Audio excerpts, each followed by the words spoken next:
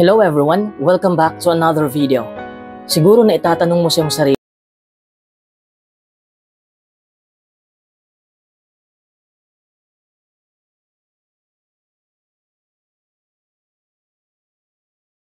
teens, sobrang insecure ko sa sarili ko. Kapag ako'y kasama ng mga tao, lagi akong nag-aalala tungkol sa aking itsura, kung ano ang aking sinasabi, ang pagkilos ko. Nag-aalala rin ako kung ano ang iniisip ng ibang tao tungkol sa akin. I was insecure all the time. Pero nagbago ako. Noong pinili kong magbago. Life is a choice. Kung ayaw mo ma-insecure, dapat baguhin mo rin ang pag-iisip mo. Dahil lahat ng kilos mo ay galing sa isipan mo. Pero bago pa yan mangyari, alamin muna natin kung ano ba ang insecurity. Insecurities are the causes behind feelings of uncertainty about yourself. You can experience insecurity regarding any aspect of your life, whether that's physical appearance, relationships, financial stability, or professional skills. Kahit alam mong sobrang talented mo at alam mong may nagmamahal sa'yo, kapag insecure ka, feeling mo pa rin walang nagmamahal sa'yo. Feeling mo pa rin na may kulang sa'yo. If you feel bad about how you look or doubt your value, you may shy away from social situations or experiences that would test your abilities. May tatlong uri ng insecurities: personal insecurity, professional insecurity, and relationship insecurity. Pag-usapan natin ang tatlong to. Una, personal insecurity. Ito yung negatibo ang pagtingin mo sa iyong sarili. Yun bang hindi mo gusto ang iyong itsura? Hindi mo gusto ang iyong lifestyle? Kini-question mo na ang iyong pagkatao? Palagi mong ikinukumpara ang iyong sarili. Sa madaling salita, hindi ka confident sa sarili mo. Pangalawa, professional insecurity. Ito yung wala kang tiwala sa kakayahan mo para gawin ang trabaho mo. Palagi kang nagdududa sa sarili mo. Pinapalampas mo ang opportunity dahil wala kang tiwala sa kakayahan mo. Pangatlo, relationship insecurity. Ito yung negatibo ang pagka-attach mo sa isang tao. Akala mo sobrang pagmamahal yon, pero maling pagmamahal pala kasi nakakasakal na ang kinikilos mo. Sa sobrang takot mong iwanan, pilit mo nang kinukontrol ang isang tao. You can become irrationally jealous or try to control the other person to avoid losing them. That's not real love. That is an anxious attachment. Palagi ka nalang naghahangad ng atensyon at affirmation. May tatanong lang ako sa'yo at gusto kong aminin mo sa sarili mo kung ano ang tunay mong nararamdaman. Okay ba? Ang takot ba na mabigo ang humahadlang sa'yo sa paggawa ng mga bagay na talagang nais mong gawin? Naiinggit ka ba sa tagumpay ng iba? Nag-aalala ka bang labis sa kung ano ang palagay sa'yo ng iba? Hindi ka ba komportable na makipagkilala sa mga tao? Nagdaramdam ka ba kapag ikaw ay pinipintasan? Kung gayon, marahil ikaw man ay pinahihirapan ng matinding kirot ng insecurity. Saan nga ba nagmumula ang damdaming ito? Una, alamin mo na ang pagkadama ng insecurity ay universal. Ibig kong sabihin, tayong lahat ay may insecurities. Lahat tayo ay ipinanganak na hindi perpekto. At sa gayon, ay madaling makadamang may kulang sa atin o feeling natin na wala tayong halaga. Lahat tayo ay nakakaranas ng insecurity, lalo na sa harap ng mga bagong hamon. Normal na makaramdam tayo ng matinding pagdududa sa sarili kapag bago pa lang tayo sa trabaho o bago pa lang tayo pumasok sa isang relasyon. Ngunit ang insecurity ay may malaking negatibong epekto sa buhay natin. Kung negatibo na lang palagi ang ating iniisip, will you constantly feel unsure of yourself? You may turn negative self-talk into reality. Lalo na sa mga kabataan, sila ang pinakamahina because they are in the midst of a period of rapid physical growth and change. Ang pagbabagong ito, which is hindi natin kontrolado, ay napaka-intense, demanding, at nakakatakot. And that person can see the light at the end of the tunnel and has no idea what's coming at him next. Ang kakulangan ng kontrol ay nagiging sanhi ng insecurity at stress. Pangalawa, impluwensya ng mga kaibigan at pamilya. Your home environment. Ang pamilya dapat ang unang mag-guide at magbigay ng emotional support. Kung hindi mo maramdaman yan sa pamilya mo, yan ang rason kung bakit hindi ka confident ngayon. Pinag-uutusan nga ng Biblia mga magulang. Sa Colosas 3:21, kayong mga ama, huwag ninyong inisin ang inyong mga anak para hindi sila masiraan ng loob. Sa kasamaang palad, ibinubuyo ng ilang mga magulang ang kanilang mga anak sa galit, sa pagpapasailalim sa kanila sa walang katapusang pamimintas. Hindi ibinibigay ang kinakailangang papuri at pagmamahal.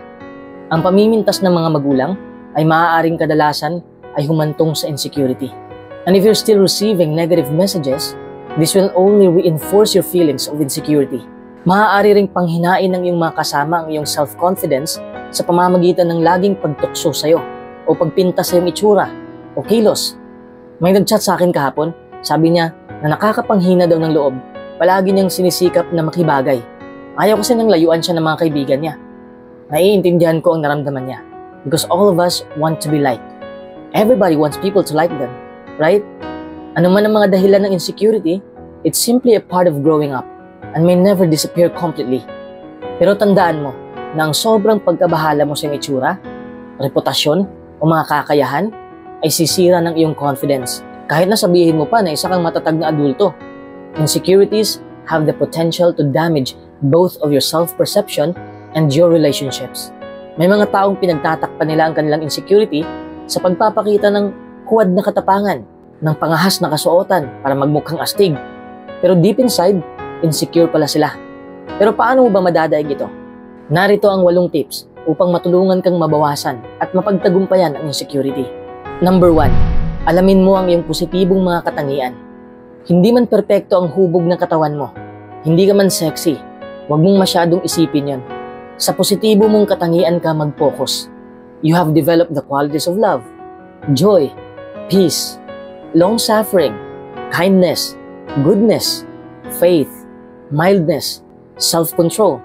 Ang mga katangiang ito ay walang hanggang mas mahalaga kaysa anumang pisikal na mga katangian at maaari pang tumulong sa iyo na kamtin ang pagsang-ayon ng Diyos. Number 2, mag-set ka ng makatotohanang mga tunguhin. Huwag kang mag-set ng mga goals na imposibleng kamtin. Kasi kung sobrang taas ng goal mo, mafo-frustrate ka lang kung hindi mo maabot yon. Dapat realistic ang goals mo.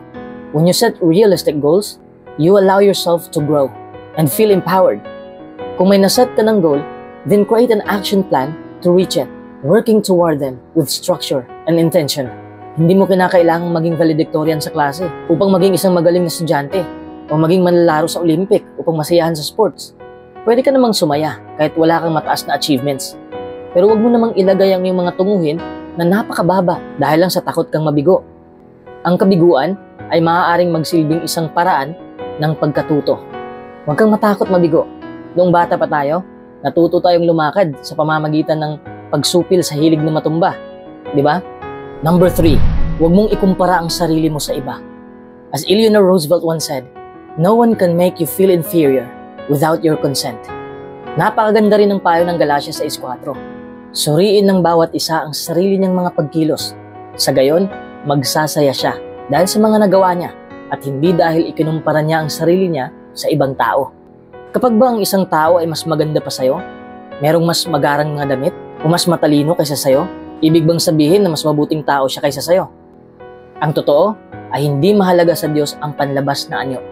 Nakasulat sa unang Samuel 16:7 na ang pagtingin ng tao ay hindi gaya ng pagtingin ng Diyos. Ang tao ay tumitingin sa panlabas na anyo, pero ang Diyos ay tumitingin sa puso. So embrace yourself as you are. No one is good at everything.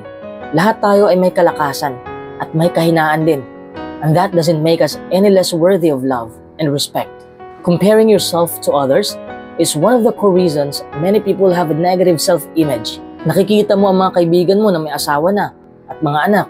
Ang iba ay stable na financially or they get professional recognition before you do. At feeling mo na pag-iwanan ka na ng panahon. But remember, everyone works at their own pace and everyone is on a unique path to success. Celebrate your wins without measuring whether they're bigger or smaller than those of your friends. Number 4, iwasan mong mainggit. Ang inggit ay kabulukan sa mga buto at ito'y nagbubunga ng insecurity. Sa halip, matutong makipagsaya sa mga nagsasaya, makiiyak sa mga umiiyak. Kung gagawin mo ito, ang iba ay hindi mahihilig na magsabi ng negatibong mga komento tungkol sa iyong mga tagumpay. Kung ano ang ginagawa mo sa mga tao, yan din ang gawin nila sa'yo.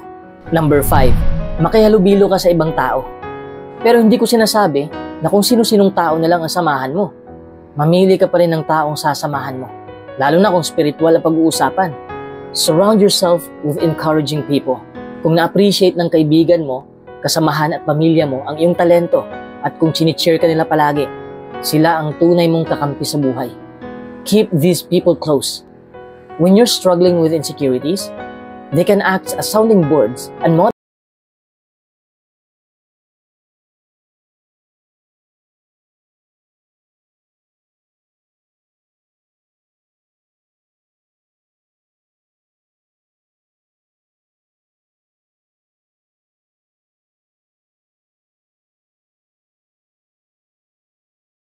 tanggapin mo ang mga pagpuna ng hindi nasisiraan ng loob.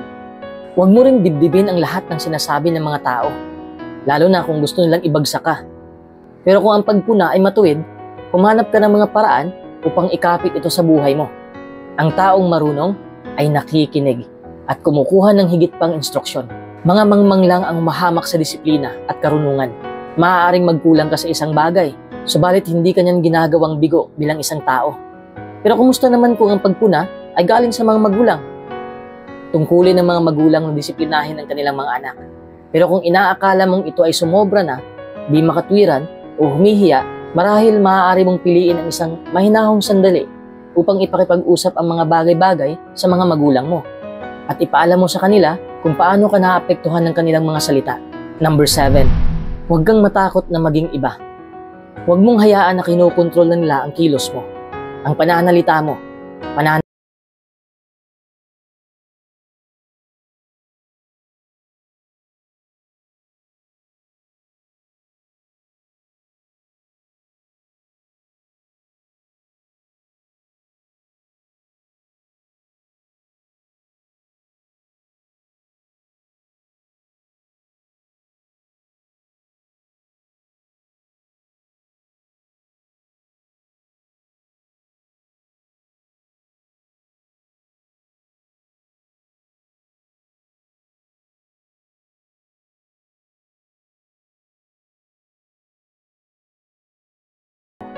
that's exhausting.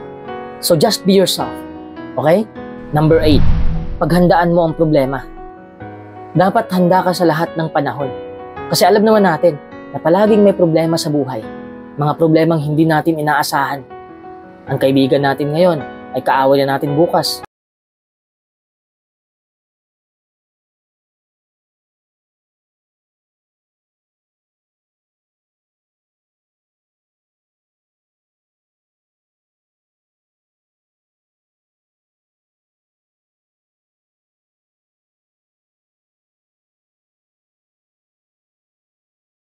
When you understand that feeling, like you can't get ahead, is part of life.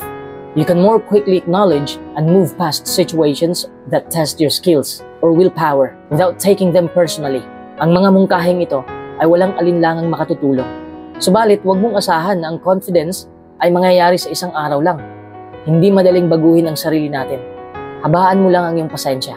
Asahan mo ang mga hadlang at sikapin mong huwag pagbigyan ang pagkaawa sa sarili. Sa takdang panahon, masusumpungan mo na ikaw